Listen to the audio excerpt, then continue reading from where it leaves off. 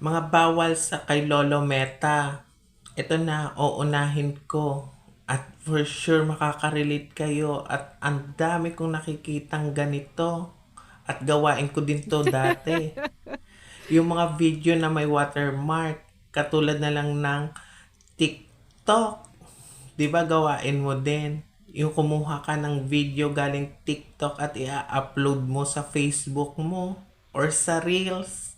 Yung may nakalagay pang watermark sa gilid na TikTok. Wow.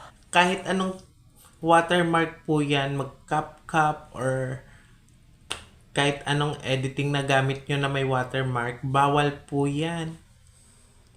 Pangalawa, unoriginal video. Yan yung mga video na hindi naman mismo ikaw yung gumawa. Tapos kinuha mo lang.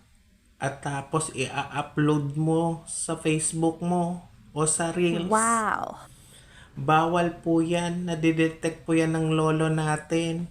Pangatlo, sliding video. Ano ba yung sliding video? Yun yung mga picture na inedit mo ng pa-slide, slide, slide. Tapos lalagyan lang ng background music. Bawal po yun. Hindi po yun video. Picture yun na ini-slide mo lang.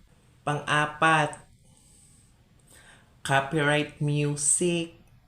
Lalo na yung mga sikat na kanta tapos gagamitin mo sa video mo. Bawal po yun. Yung required ni Meta is original audio. Yung boses mo mismo. Mas maganda pa mag voice over ka kahit pangit yung boses mo. At least original. Hindi yun makaka-copyright. Pero ngayon, sobrang bait ng lolo. Meron na ngayong pwedeng gamitin na mga music.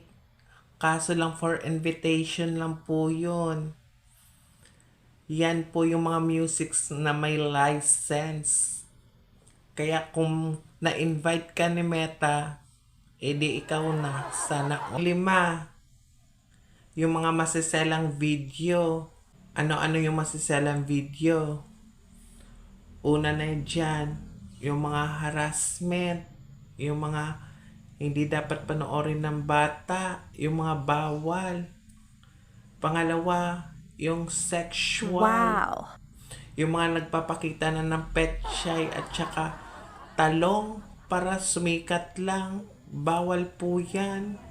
Alam na alam nyo yan. Pangatlo, yung mga drugs. Bawal po yan pakita sa video. Nako, lagot kayo.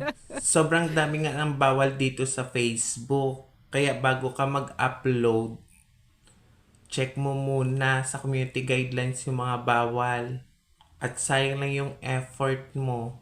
Hindi ko na nga maisa-isa dito dahil 1 minute and 30 seconds lang yung video na to. Kaya salamat sa inyong lahat. Sana nakatulong. Comment down below for more tutorial and tips.